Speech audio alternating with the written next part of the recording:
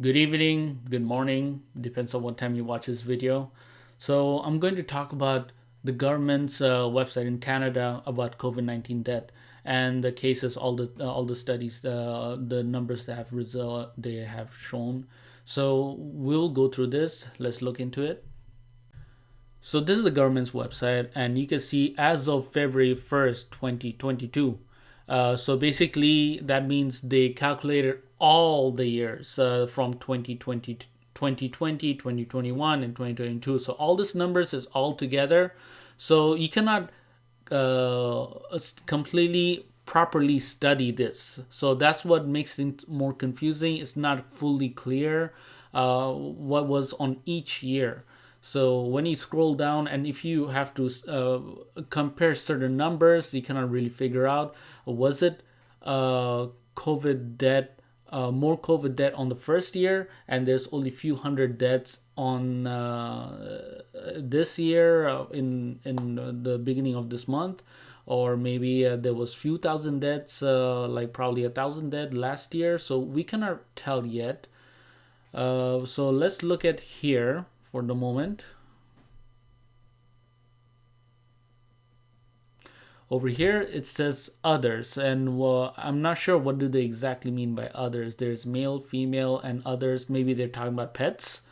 So it could be. It's possible pets can get COVID as well. Now over here you can see that you cannot tell, was this all the death for unvaccinated, was it on the first year, and the new numbers they're showing for fully vaccinated, is it this numbers are from 2021, or at the end of 2022 when vaccine started. So we cannot clearly tell right away. So because since the report is all together, all clumped up together, you can tell. And this is also a strange thing. You can see partly vaccinated are has less cases, has less death. So is it worth it to be fully vaccinated? So that also causes some confusion, and so we don't know exactly how we can study this thing. Even though it's going to be a bit hard to compare or study these numbers since it's all clumped up together, let's just still work with it. So the population of Canada is about 38 million, and the COVID death that has occurred by since 2022, since 2020, it is about 33,000. So that is about 0.1% of the population that has died. So that means the death rate, I could be wrong. I could probably calculating this wrong, but I'm I'm seeing this as the chance of death is 0.1, actually less than 0.1. So that's a really interesting way to see it. But then it doesn't work exactly because these are more than 2 years of numbers clumped together. So we cannot compare that. Now let's see how can we study actual studies better. How can we compare with other things? Let's just also go with other things that doesn't make sense in Canadian website. So this is another Canadian website. You can see 2020 and 2021, there has been no flu death. So that was a bit strange, and you could go ahead and look it up. Now the strange thing is because when it comes to flu, you will see in another website that I have looked up.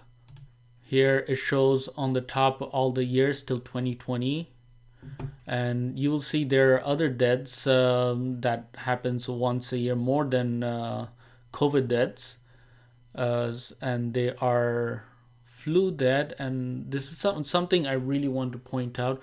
When it comes to flu, it's right here, flu and pneumonia. Pretty much every country puts flu and pneumonia together because they're very similar. Pneumonia most likely comes from flu, actually. So they put it together. Now, when it comes to Canadian website, they put there's pretty much zero that occurred. But so that's something that doesn't make sense at this point. Now, if you're curious, wondering how often is flu dead and pneumonia dead, and you'll be shocked. Pneumonia dead and flu dead together, they are significant numbers. I'll show you how in CDC website, which is a very popular website for people from United States to study certain data. And if I scroll down here, you'll see how many flu and pneumonia death happens together every year. So that's quite a lot. But then also in the United States, the population is a little bit bigger. Actually, no, way bigger than Canada. So let's just go to a country where they have less population than Canada. Well, let's just start with this random website called Medicine Net, sorry. And over here, it's quite a big number, but then this is just a random website. Who knows? This probably is not accurate. So that's just showing that but it could be probably 400,000 around the world, and probably not even 6. Who knows? So let's move to. So this is from a website, Statistics Denmark, and over here you could see as well they put pneumonia and influenza together, flu basically.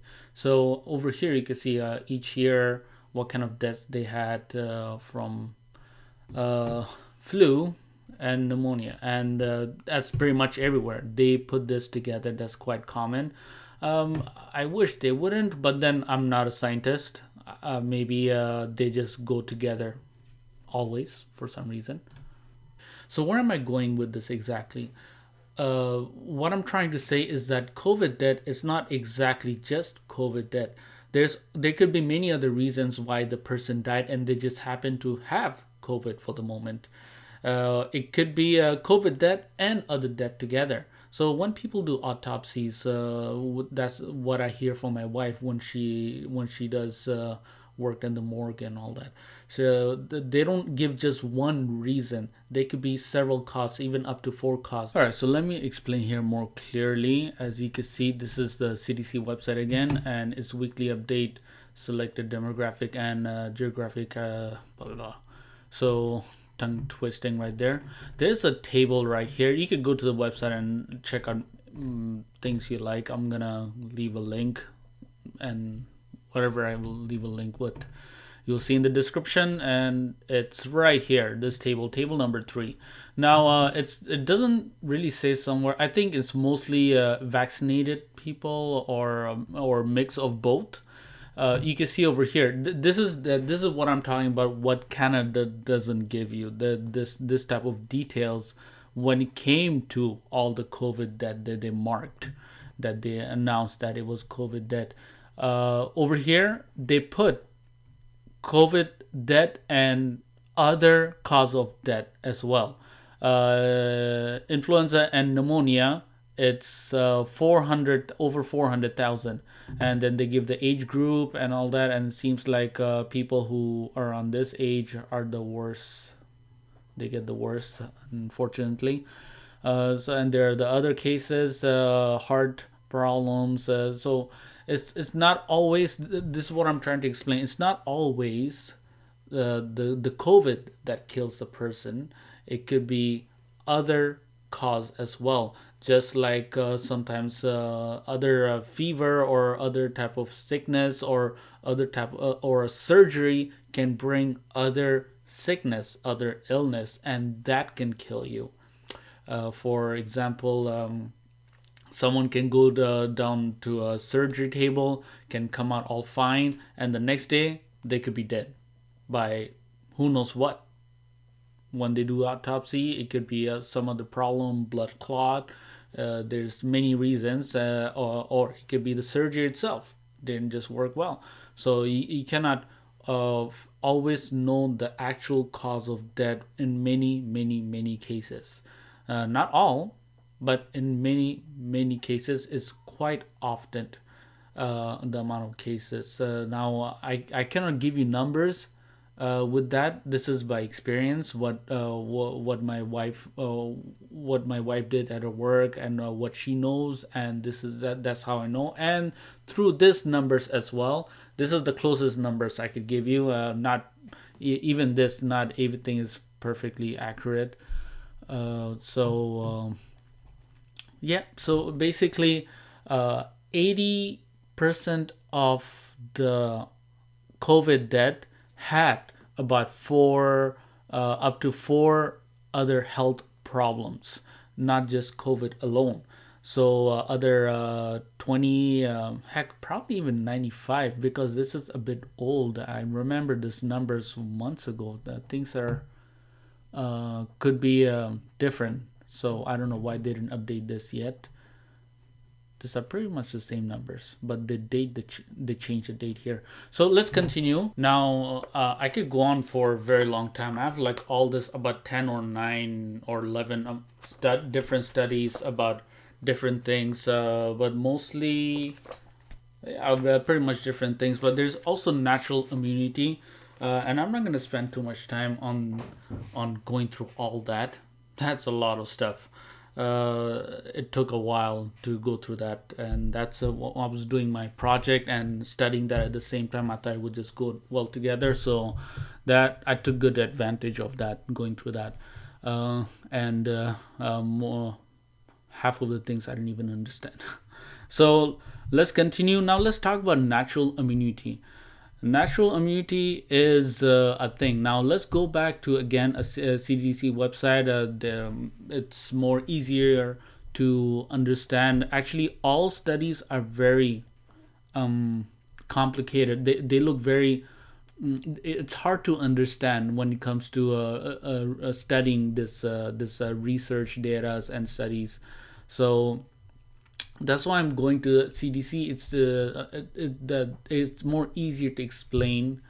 So let's go to CDC website and let's talk about natural immunity. So again, another website from CDC. I'll give a link to. Now this is a bit old. This is when they were studying Delta variant, or maybe they updated. But let's just scroll down. That doesn't matter. You can check that out later.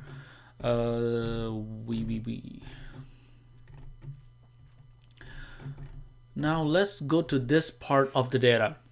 This is where they show unvaccinated people who are unvaccinated, and this side is people who are vaccinated. But let's focus on this three group, or you'll be completely confused. So the first group is people who are vaccinated but didn't had no previous COVID virus. And the second group is people who were not vaccinated. So vaccinated, not vaccinated, but did had previously COVID the case.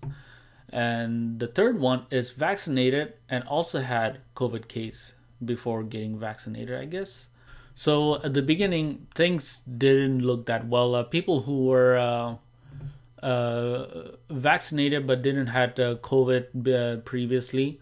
So basically, this data shows the higher percentage of chance not to be hospitalized or catch COVID again.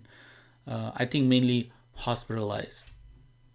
So now it shows, if you keep on scrolling down, months after months later in time, you will see people who didn't had COVID but got the vaccine, their chance keeps on dropping and dropping.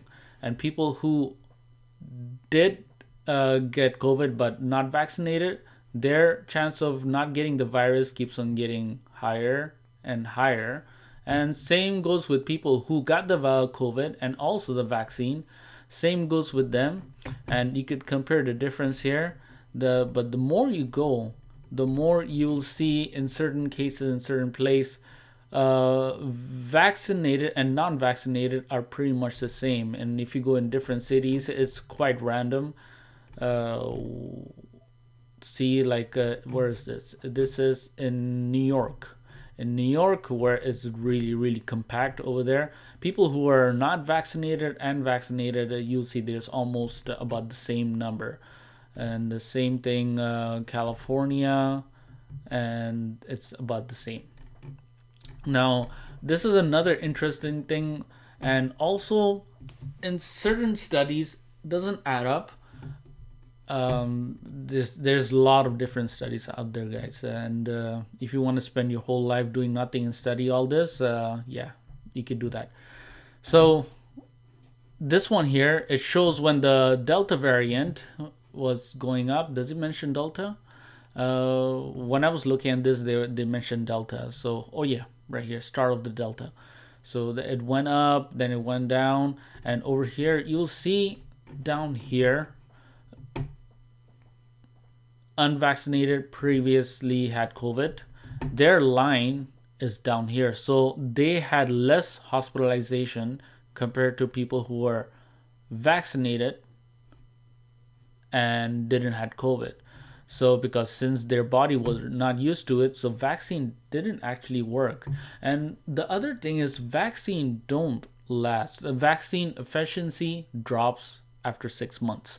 It drops down to 40%. Now, I'm rushing here right now. Maybe I'll show all the links or details about that some other time because I need to go. So I'm just gonna say this quickly. Vaccinated people, the vaccination efficiency of vaccines drops after 6%. After 6 months, below 50%, about 47%, and the longer it goes, the more it drops. So that's why Pfizer and all these other vaccine companies, they recommend booster, because the vaccine doesn't last for a longer period of time. So then there's a second booster. I'm not sure if you are aware of this, but at the end, it's more similar to getting flu shots every year. And that's what it is. Vaccine doesn't last forever. You have to keep on getting it multiple times, because the type of virus it is, it's more similar to a flu. So the type of vaccine it is, which is mRNA, whatever vaccine, you could correct me in that. I don't have all the information from the tip of my head. So quickly before I go, I just want to mention a few things so you could do some research and listen to some people. There's a doctor, actually scientist. His name is Robert Malone, and he's one of the inventor of part of the technology of mRNA vaccine, this COVID vaccine. So he himself said that getting everyone vaccinated is not a good idea. This vaccine technology is not designed that way, to work with the virus that way. So check it out. You might find it interesting. And also another doctor who shows studies by study way better than what I did. He will talk about how vaccine helped people with other illness and other disease. It improved them for certain time period, of course. And it's like you have to keep on taking it in order to be good in that way. So more in certain time, I forgot the numbers and the time when. In certain time, more of unvaccinated people were being more hospitalized. Of course, people who had problems, physical problems, health problems, again. So his name is Roger Shalute. He has a YouTube channel named MedCram. I'm going to link that as well in the description. And for facts and comparing other type of news, I know it's Roman from the channel called Facts Matters. So I'm going to link that as well. And if you guys want to have more conversation, tell me what things I got wrong, and this way we can learn from each other. We're gonna discover new things, and there's always I'm not always right. Even all these studies, not everything's always right. Always do your own research. Don't just listen to me. There's many informations out there, and not everyone is the same. Everyone has their own reasons for choosing what they want and what they need. So always research, educate yourself, and that's it. Bye, guys.